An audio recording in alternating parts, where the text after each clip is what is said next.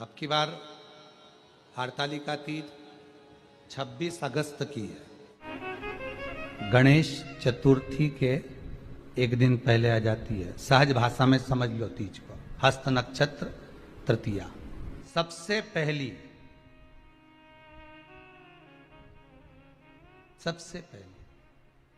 हरतालिका पूजन भगवान शिव की आराधना किसने करी थी? माता पार्वती।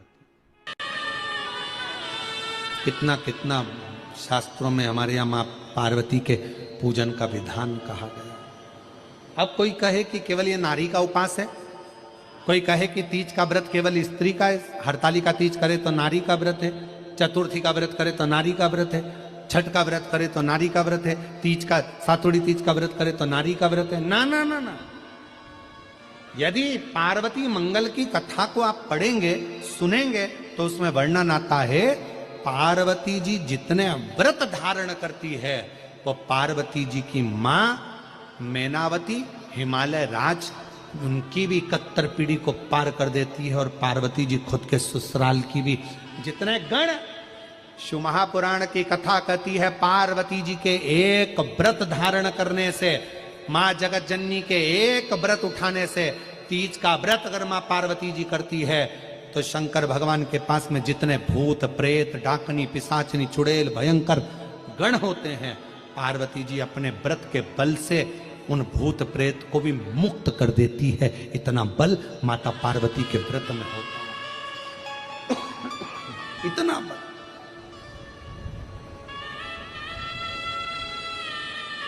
एक व्रत साधना में इतना बल होता है। पार्वती मैं तुम्हें प्राप्त हुआ हूं, यह हरतालिका तीज के व्रत का फल है। शिव जी कहते हैं पार्वती जो नारी हरतालिका तीज के व्रत का स्मरण करती है, फुलेरा जो बांधा जाता है उसमें 5 माला से ज्यादा माला लटकना चाहिए, 5 से कम नहीं। कितनी? जैसे माला जो लटकाते हो वो 5 से ज्यादा होना चाहिए। 5 तो जया विषहरा शामली बारी दौतली देव, इससे अधिक होगी चलेगा, पर इससे कम फुलेरे के अंदर माला नहीं होना चाहिए महाराज। दूसरा, फुलेरा जहां हरतालिका व्रत हो वहीं पर बांधा जाता है। हरतालिका तीज का व्रत एक ऐसा व्रत होता है जो मरते दम तक रहता है। इस व्रत को छोड़ा नहीं जाता। ये नहीं कि सियोर वाले गुरुजी ने कहा और अपन ने एक बार कर लिया और अगली बार वो व्रत गायब हो गया, ऐसा नहीं होता। हरतालिका तीज अखंड सौभाग्य के लिए, वंश वृद्धि के लिए, कार्य सिद्धि के लिए और कुंवारी कन्याएं उत्तम वर प्राप्ति के लिए, आनंद सुख के लिए करती हैं। ऐसा नहीं है कि केवल स्त्री ही करती है। जब नारी किसी कारणवश व्रत नहीं कर पाती तो पुरुष इस व्रत को धारण करते हैं। आप सब अपने हृदय से मन से इस व्रत को कर कर अपने जीवन को सार्थक बनाइएगा। जो करते हैं, कितने लोग करते हो? जरा हाथ उठाइए। हरतालिका तीज इतने सारे करते हो? अरे वाह वाह, कर लो, प्रणाम प्रणाम, आपको बहुत बहुत नमन करता हूं, बहुत बहुत सारा। फुलेरा बांधते हो? नहीं, अब की बात बांधना। मंदिर में करते हो तो मंदिर में, घर में करते हो तो घर में। फुलेरा वंश की वृद्धि करता है, फुलेरा अखंड सौभाग्य देता है, फुलेरा मन की कामना को पूर्ण करता है। जो बेटियां जिनका विवाह नहीं हो रहा हो या बेटे जिनका विवाह नहीं हो रहा हो, वो 7 स्थान पर कहीं फुलेरा बंधा हो तो फोन लगाकर पूछना कहाँ बंधा है, वहां का दर्शन करना। एक फूल में हल्दी कुंकू लगाकर शिव जी को चढ़ाकर फिर वहां से जाना। 7 स्थान के फुलेरे का दर्शन अवश्य करिएगा। जो व्रत नहीं करते हैं उनसे निवेदन है, कहीं हरतालिका हो रही हो तो वहां बैठकर अगर भजन हो रहे हो तो थोड़ी देर भजन गाने चले जाना। अपने मोहल्ले में, कॉलोनी में, सोसाइटी में कहीं हरतालिका तीज का व्रत हो रहा हो तो 2-4 मिनट जाकर दर्शन जरूर करना, जिससे भोलेनाथ आपका अखंड सौभाग्य करे और आपके मन की कामना पूर्ण करे। सबसे ज्यादा जरूरी है हरतालिका तीज का पूजन अगर आप कर रहे हो और हरतालिका तीज का अगर आप स्मरण कर रहे हो तो उसमें सबसे ज्यादा अगर कोई जरूरी है तो शंकर भगवान जहां विराजमान होते हैं उनके ऊपर उनकी 5 कन्याओं का होना जरूरी है। मतलब ऊपर फुलेरा बंधना जरूरी। फुलेरा का मतलब जानते हो? एक जैसे शंकर भगवान नीचे विराजमान है और ऊपर जो जलाधारी बनती है ना, तो जलाधारी की जगह पर शंकर भगवान की हरतालिका तीज के दिन जब नारियां पूजन करती हैं, माताएं पूजन करती हैं, कन्याएं पूजन करती हैं, तो उस पे जलाधारी की जगह फुलेरा बनता है। मतलब फूल की मालाएं उसमें लटका दी जाती है। अब कितनी माला लटकाना चाहिए? प्रयास करना चाहिए कम से कम 5 माला उसमें होना जरूरी है, और 5 से ज्यादा भी लटकाओगे चलेगा, पर 5 से कम नहीं होना चाहिए फुलेरा। 5 कौन कौन है ये? जया, विषहरा, सामरीवारी, दौतली, देव। शंकर भगवान की 5 बेटी। इससे अधिक अगर आप लटका रहे हो तो शंकर भगवान की और भी बेटियों का व्याख्यान है। मनसा है, अशोक सुंदरी है, ये शंकर भगवान की पुत्रियां। नर्मदा जी का स्मरण आ जाता है, नर्मदा है। तो ऐसा बेटियों का तो आप ज्यादा लटकाओगे चले जाएगा, पर कम नहीं। जैसे हरतालिका तीज का जो उद्यापन होता है, उद्यापन में एक सबसे मुख्य चीज क्या होती है कि जो भी आप वस्तु दान दे रहे हैं, जो भी आप वस्तु समर्पित कर रहे हैं, हरतालिका तीज के उद्यापन में जो भी सामग्री आप दे रहे हैं वो 5 होना चाहिए। जैसे फुलेरा का वर्णन किया कि फुलेरा 5 माला से ज्यादा होगा चलेगा, पर 5 से कम है, अधिकता में। बहुत बड़ा व्रत है, तो उसको छोटा करने का भी तो तरीका शास्त्रों में कहा गया है। गुरुजी, हरतालिका तीज का व्रत इतना भारी होता है, करवा चौथ का व्रत इतना भारी होता है, तीज का व्रत इतना भारी होता है कि हम कुछ भी नहीं खाते, यहां तक कि मुख में जल भी आता है ना, तो उसको भी हम निगल नहीं सकते।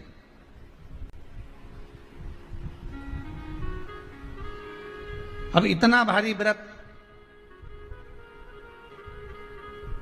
और शास्त्र कहता है कि हरतालिका तीज का उद्यापन तो पहले होता ही नहीं, एकादशी का तो हो जाता है। और यहां तो हरतालिका तीज का, अब एकादशी का तो आप 26 एकादशी जब आपकी पूरी हो जाए, 3 वर्ष बाद अधिक मास आ जाए, 26 पूरी एकादशी का व्रत कर लो, तुम 11 पे करो, तुम्हारी मर्जी पड़े। 26 एकादशी पर जब व्रत करोगे तो ये आपके ऊपर है, 26 पर करो। पर हरतालिका तीज का जो व्रत है, इसका उद्यापन तो ना तो पहले होए, और इसका उद्यापन ना 13 वर्ष के पहले होए। इसका उद्यापन तो जब तक कन्या हो, चाहे स्त्री हो, चाहे नारी हो, चाहे पुरुष हो, हरतालिका तीज का अगर उसको उद्यापन करना है तो 13 वर्ष तक तो आपको व्रत करना ही पड़ेगा, उसके बाद ही इसका उद्यापन होता है।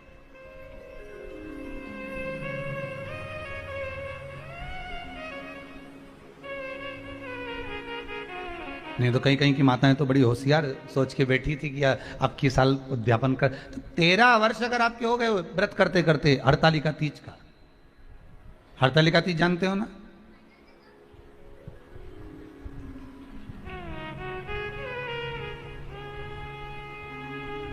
तेरह वर्ष अगर आपके हो गए भगवान की भक्ति को धारण करते करते, 13 वर्ष अगर आपके हो गए हैं भगवती स्मरण करते करते, उसके बाद में आप बड़े प्रेम से, बड़े आनंद से आप व्रत का उद्यापन करो, कोई मना नहीं। पर यदि आप उद्यापन कर रहे हो और आपका मन है कि मुझे उद्यापन करना ही है, तो 13 वर्ष तक जिस भाव से आप भगवान का व्रत कर रहे हो, साधना कर रहे हो, स्मरण कर रहे हो, उसी भाव से आप उसको करें। घर पर या मंदिर में आप शिव जी की जब आराधना करें तो उसके ऊपर फुलेरा बंधा होना चाहिए। जैसे ये शिवलिंग आपने बनाया, बालू रेत का, मिट्टी का जो शिवलिंग का निर्माण करा है, उस शिवलिंग का निर्माण करने के बाद में आपके मध्य में जब आप शिवलिंग बनाते हो घर के अंदर हॉल में या मंदिर में, तो ऊपर कोई कुंडी वगैरह लगी हो, पंखा लगा हो, उस पे से रस्सी बांध कर लेकर आकर इस फुलेरे को इस तरह से शिव जी के ऊपर लटकाया जाता है। इसको फुलेरा कहते हैं। ये भगवान शंकर का अखंड सौभाग्य देने का फुलेरा होता है, जिसको माता पार्वती जी, उमा, कात्यायनी देवियों ने इसका स्मरण किया। एक गोल होता है, ये भी चौकोर, गोल, चौकोर, तिरछा, जिस तरह से भी बनाना हो, पर शिव जी के ऊपर नीचे शंकर भगवान होते हैं। ये थोड़ा ऊंचा, जिससे पूजन भी आराम से हो जाए, इसको ऊंचाई की ओर लगाया जाता है, जिससे भगवान, जैसे अपन जलाधारी लगाते हैं, उसी तरह से इस फुलेरे को लगाया जाता है। तो इस फुलेरे में कहीं ना कहीं पत्तियों को भी लगाना चाहिए। माला के साथ में कोई आम की पत्ती हुई, अशोक की पत्तियां हुई, उसका भी स्मरण इसमें आता है महाराज, उसका भी स्मरण। जैसे भगवान देवाधिदेव महादेव का शिवलिंग का जब दर्शन हो गए सबको फुलेरे का, अरे जम के तो बोलो, हो गए ना। और जितने लोग आस्था पर सुन रहे हैं, जितने लोग फेसबुक यूट्यूब पर सुन रहे हैं, अगर आपके स्मरण में फुलेरा नहीं हो तो उसका दर्शन अवश्य करिएगा। शिव मंदिर में अगर जलाधारी भी लगी हुई है तो जलाधारी से फूल बांधकर नीचे की ओर लटकाना चाहिए, पर लटकाना चाहिए, फुलेरा बनाना चाहिए।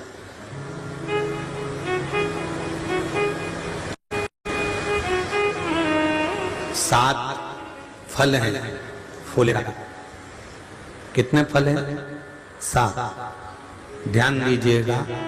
पहला,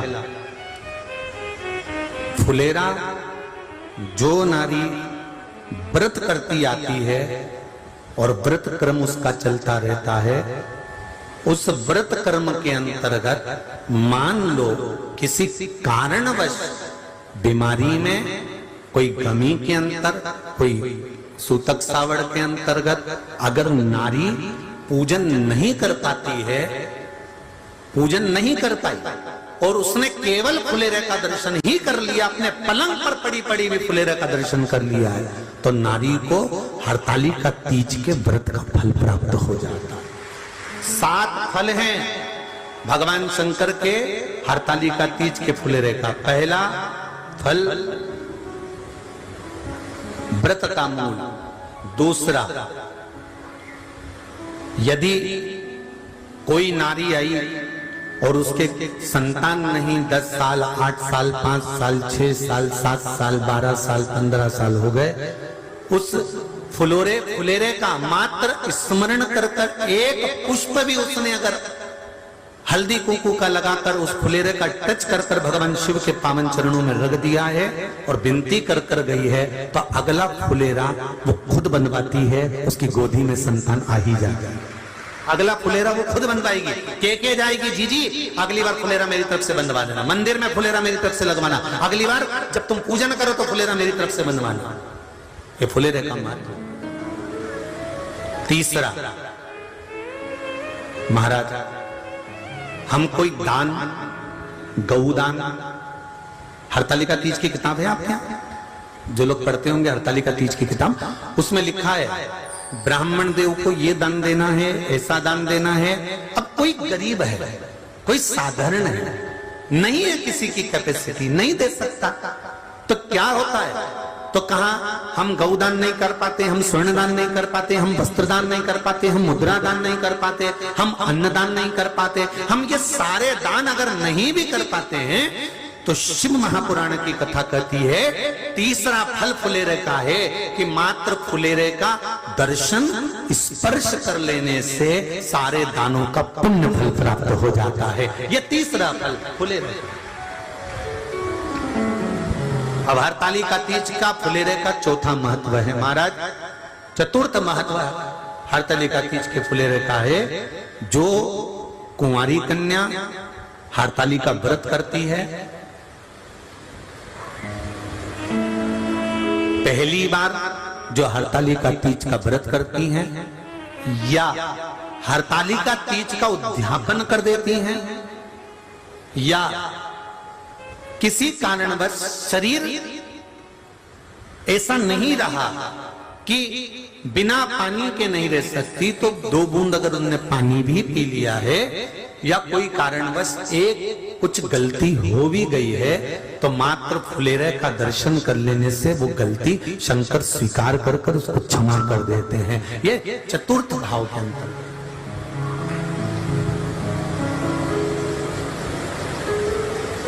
फुलेरे का अगला वर्णन करा गया